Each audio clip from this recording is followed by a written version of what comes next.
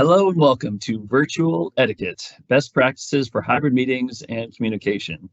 For the last couple of years, we've all evolved into or had to adapt to the virtual world of communication and how that's affected the way we interact with each other, the way we hold meetings, how many meetings we have, video meetings that being on video all the time versus in person. There's a lot of different aspects of holding meetings and interaction that have changed in the last couple of years. And so we're trying to compile some lessons learned and maybe some tips and tricks to help you make that a better experience for you and your colleagues, to be more inclusive of folks in hybrid meetings in particular, and also be more respectful of colleagues and people with whom you're working to meet. So by the way, my name's Nate Austin. I'll be presenting today. Stephanie Kingsley will be producing behind the scenes. So thanks for joining us. Now, today, quick takes. Really what we're going to be touching on is simple tips to be inclusive and respectful during virtual and hybrid communication. I'm hoping that there's a couple different nuggets that you can take away and maybe employ to help be more inclusive and respectful when you're working on these different components.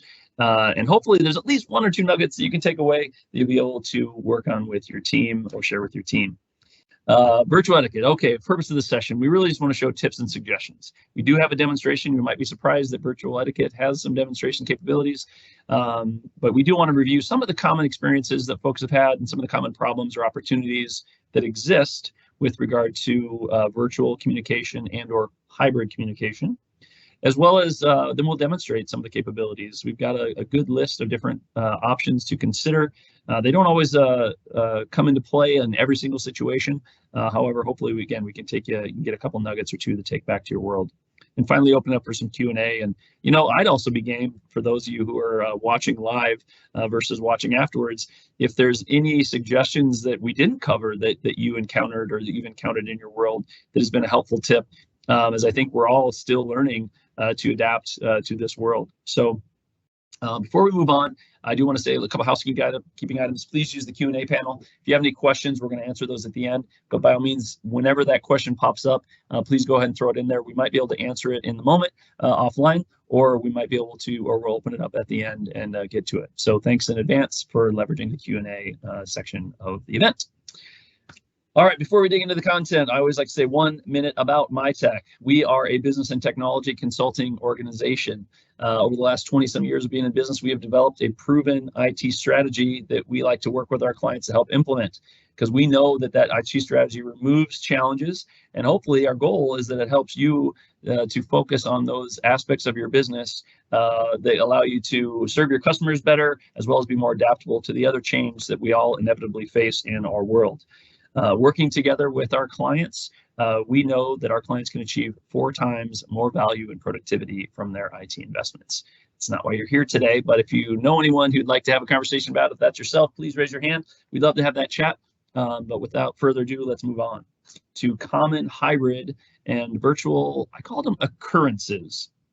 The reason why I chose virtual occurrences is because I think there's lots of different opportunities where if we take a moment to pause, sometimes we can realize there's chances to use the technology to our advantage relative to hybrid interactions or virtual interactions.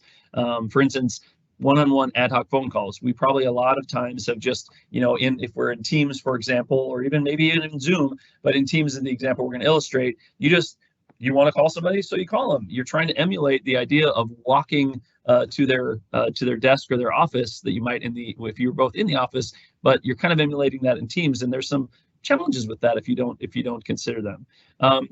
Completely virtual meetings, when you have multiple attendees, there's challenges with that too, as far as talking over each other, potentially not allowing everyone to have their voice heard.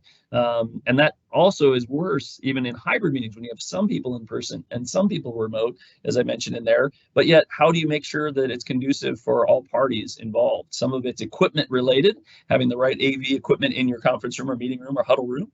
And some of it is just some of the methodology you employ while you're hosting and facilitating a meeting.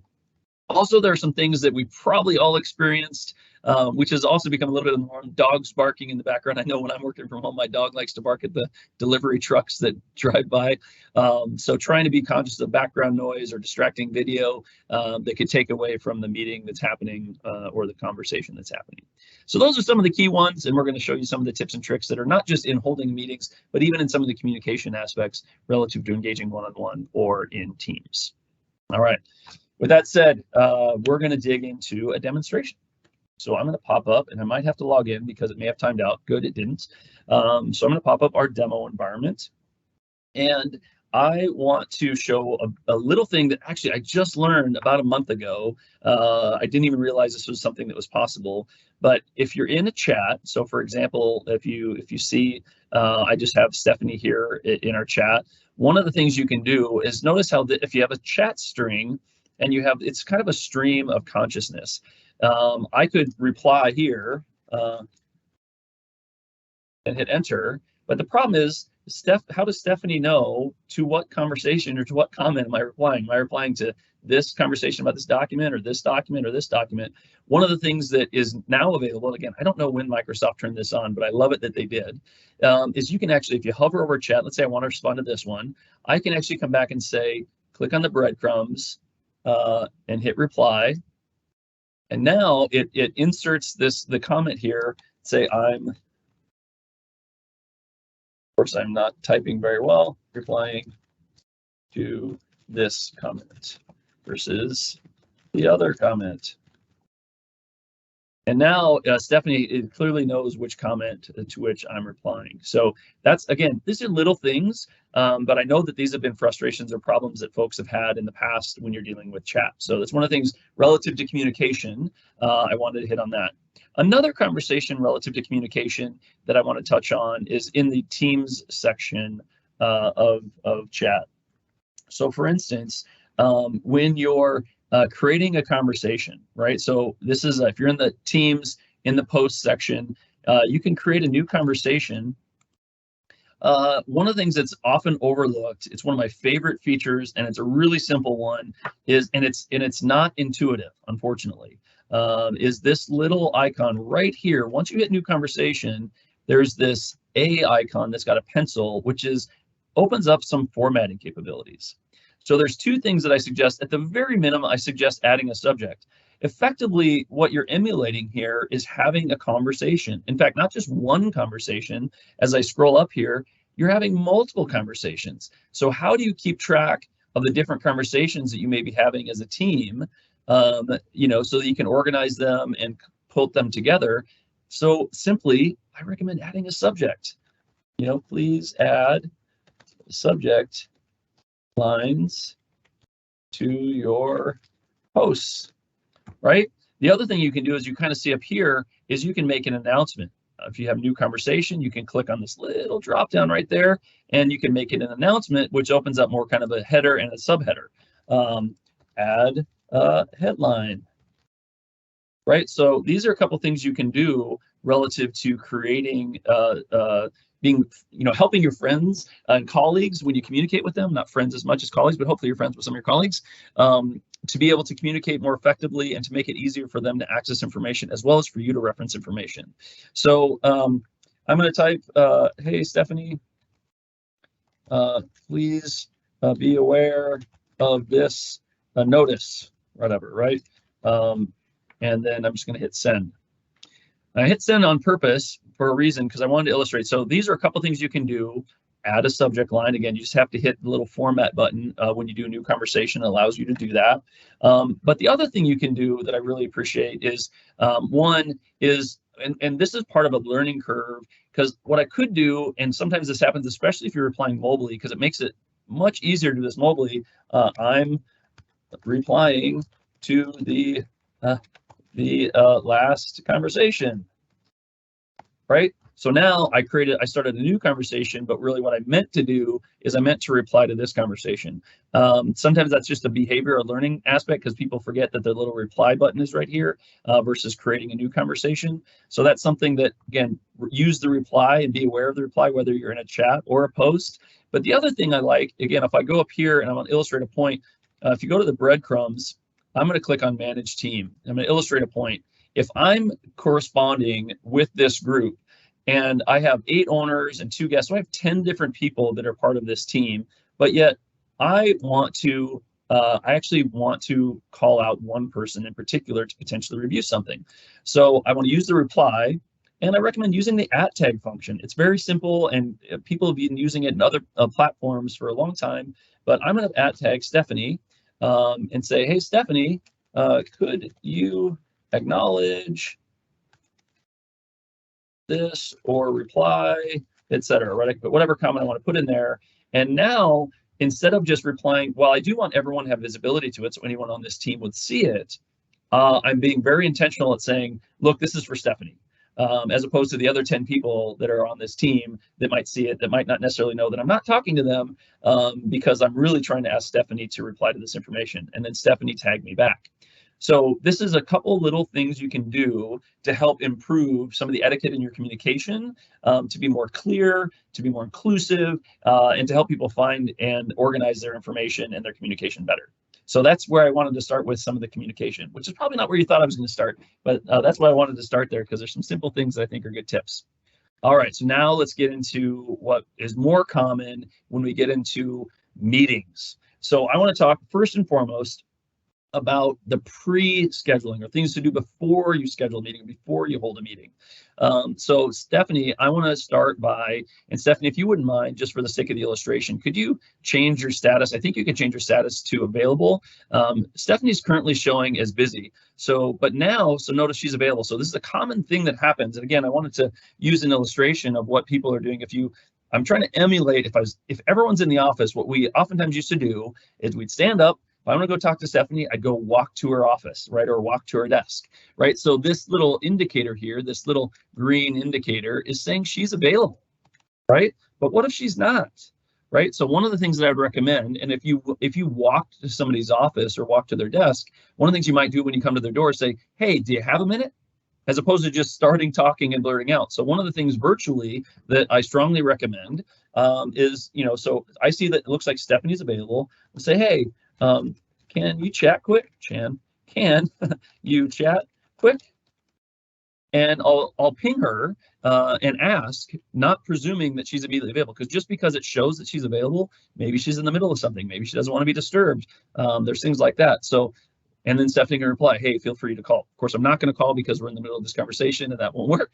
And Stephanie's producing on the back end. But as you get an example, that's something that I would recommend, just a simple etiquette thing relative to chat, as opposed to just coming up here and clicking video call. That allows me to at least check to see if she's available. It's basically the same thing as, hey, do you have a minute, if you walk up to someone's desk or office. So that's something that I would suggest as well. So now, but let's go to meetings. So I'm going to move over to Outlook, and I'm going to look at an Outlook calendar. And one of the things that I've found, again, different people in your organization will have different ways in which they use their calendar. Some folks in your organization that might work with lots of different teams. They might be on the leadership team. Their schedule looks really busy. And I'll give you an example. If you want to see, like, if someone's schedule looks like this, right? It's packed end to end, barely any focus time available, and double booked in different areas, right? Versus this, the people whose schedules like this might not understand or not really have some of the visibility that when you're trying to coordinate with people whose schedules look like this, how sometimes frustrating and challenging some of the things I'm about to go through can affect them, and how sometimes it's hard for people whose schedules look like this might run late to meetings because, you know what? This is my calendar, and you know what? I do have to use the restroom from time to time. I do like to go grab some water from time to time. And sometimes, you know what? Meetings run a minute or two long or 10 minutes long. And so some of those things, I like to put that in perspective, because not everyone in your organization, again, if their calendaring and the way their job role works is more like this calendar, they might not have some of the awareness to consider and think about some of the things I'm about ready to share.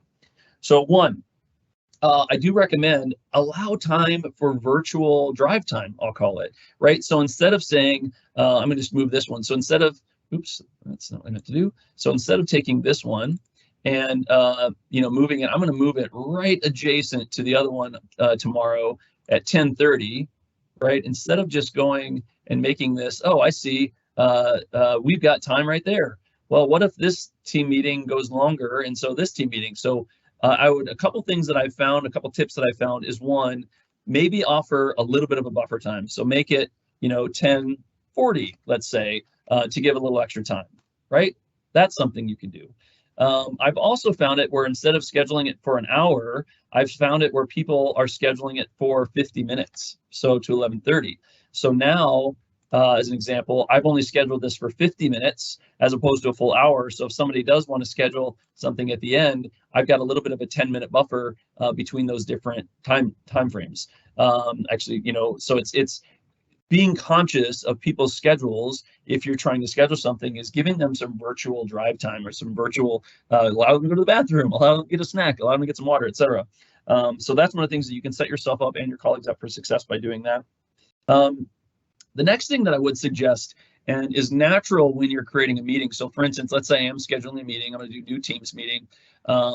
I see that this one here is scheduled up until 11:30. So I'm going to schedule this one at 11:40. So I'm going to give a buffer time. And again, what's natural when you create a meeting is a subject line is asked for, right? It asks you for a title, which effectively is the subject. So this is a new subject for the meeting, right? So that's something that happens. And I'm going to add Stephanie here as an example, right? And I made it a Teams meeting. So when you do this, I'm going to illustrate it. So I'm going to click on here, click send.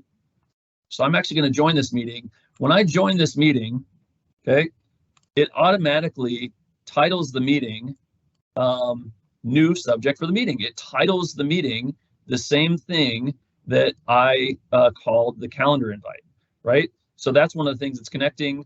Now I have a separate meeting open. The title is new subject for the meeting.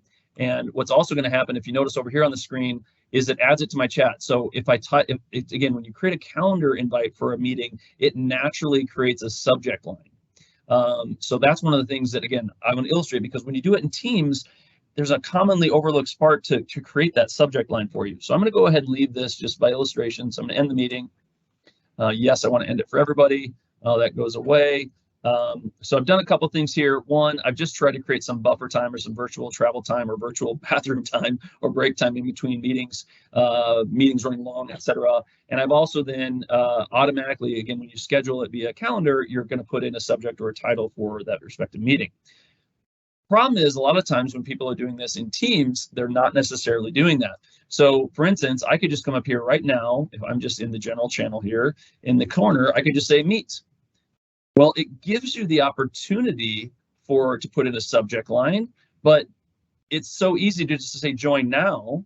Well, if I join now, it basically creates a subject that is meeting in general, right? Great. Well, how am I supposed to keep track of meeting in general when all you have, or if I'm trying to go back to the notes of a particular meeting, or if I want to go back to comments, or if I want to like reply to something that happened in that particular meeting, it's really hard to do that because I didn't provide a subject line. Where I find this is really in particular helpful is if you're doing some sort of training, like if you're doing team training and you want to record it. Again, I recommend naming the chat, naming the meeting so that you can actually record it. And then the recording by default saves as the name that you called the meeting. I know this sounds really simple, but it's really it's really something that can be overlooked very easily. So the way to do that, again, is you can click meet and then training for topic X. So if you name it, all you have to do, again, it's there, it's staring you in the face, but it's so easy to just overlook it. And then when I join, it's creating a meeting that's called training for topic X. Of course, I don't have a microphone because I'm using my demo machine. And then when I minimize this, you'll see meeting in general, or it's going to show up as training for topic X. So it's something that will help you when you're before you're scheduling a meeting, or when you're like just kicking off a meeting, to be able to identify those variables. Okay, the other thing that I like to suggest is when you're planning for this meeting, and I'll go back to Outlook really quick, is is scheduling the room, right? So if you have conference rooms that are reserved, is it going to be an all remote meeting? Is everyone going to be all virtual, or is it going to be hybrid? One of the things that we're finding and we're hearing a lot from our clients, and even folks that haven't worked with us yet, is is that there are conference rooms or huddle rooms or meeting rooms. A lot of times the cameras in there and the audio equipment in there isn't conducive to fostering a hybrid meeting that gives good audio video for not only the remote folks, but also the people that are in person.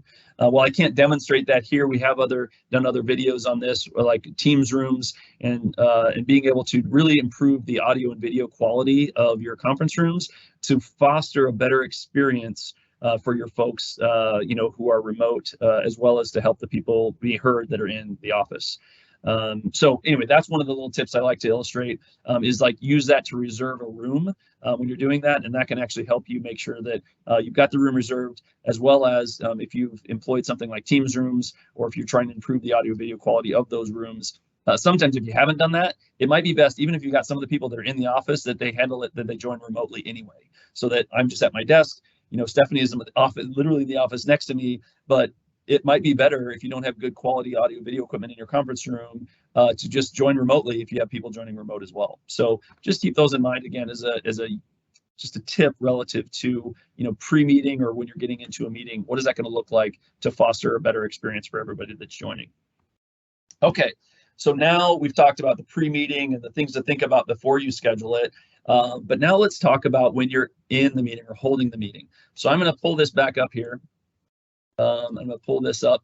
So again, I don't have a lot of people. I'm the only one in this meeting, right? So that's okay. But I want to illustrate that a common feature, especially if you have a bunch of people in the room or a bunch of people in the meeting, one of my favorite features, and I would encourage, this is something, even if you're holding a hybrid meeting where you have people in person and you have people that are, maybe remote, even the people in person, have them join from their devices, even if they're in the room, and make sure that they use this function, raise your hand, right? So you just come up here and you hit raise your hand, and that flags them, hey, Nate's got his hand raised, right? So that's something that you can use to encourage people so that you're not accidentally or inadvertently talking over each other. And the biggest risk with this is that the people that are in the room physically, just because it's natural to just have a conversation with each other, to forget about the people that are remote and realize that they might be trying to say something, but it's hard for them to speak over the people that are in the room. So even the people that are in the room, I encourage using the raise the hand feature to identify that, hey, I'm the next one in line to voice my opinion or to chime into the conversation. So that also gives me the opportunity that I can then come in here, and I can't do it myself. This is the way to lower my hand, but you can lower other people's hands if that's the case. The other thing that oftentimes happens in meetings, this is where you can do it. I'm already muted because I don't have any, but if you saw it, if you hover over the breadcrumbs, if Stephanie was joined here, I could actually hover over the breadcrumbs and I can mute her if I heard some noise. That's some of the capabilities that, because sometimes people don't necessarily know the background noise that they're causing. Maybe it's their car, maybe there's a delivery truck that's loud behind them if they're working from home. So being able to mute people, and or of course muting yourself. Those are things to consider relative to holding a meeting and some of the virtual etiquette.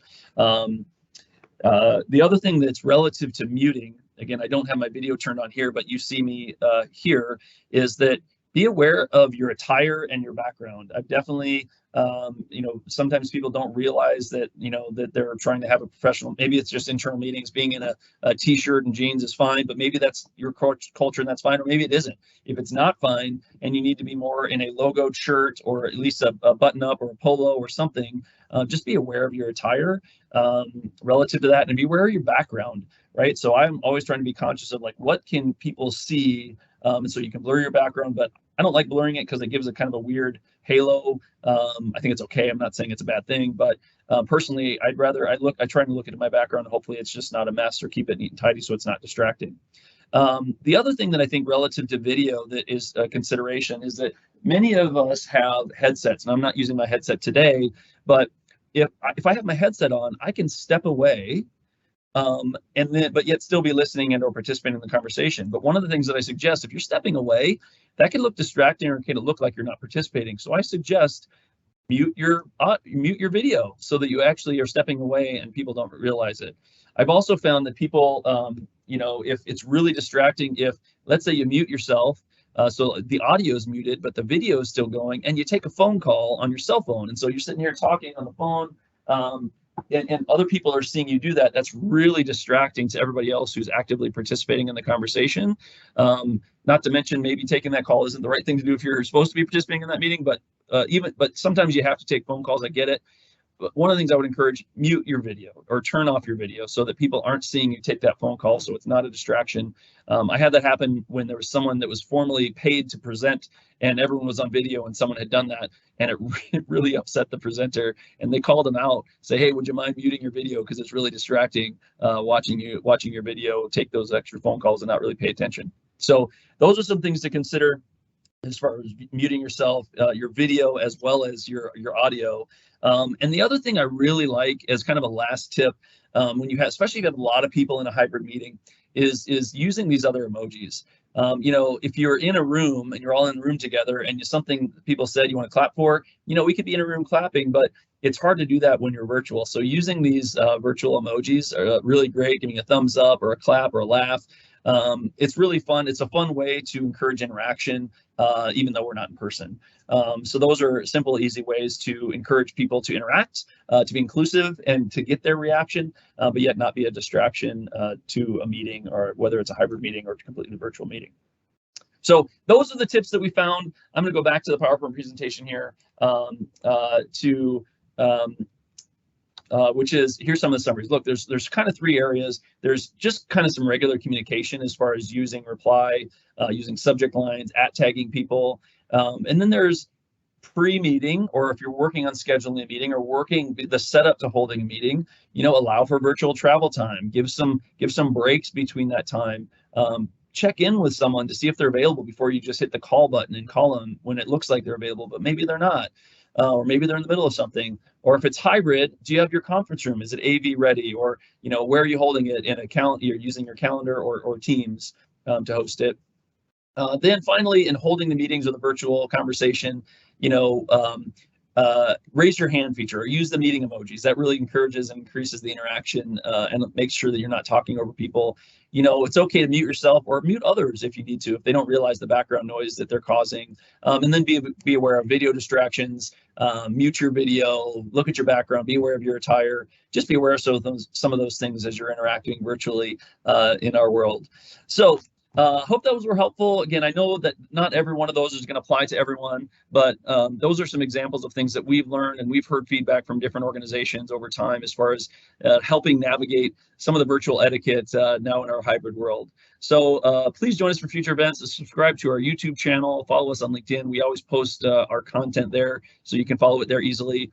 If there's anyone that you think can benefit from these events, we've even talked about making this available to our clients for onboarding. If it's something like doing something like this to say, let's not presume that everyone who joins our organization knows that this is what we expect from a behavior perspective. So build something like this into your onboarding. So if an event like this can help someone with that, then great, please share it with them.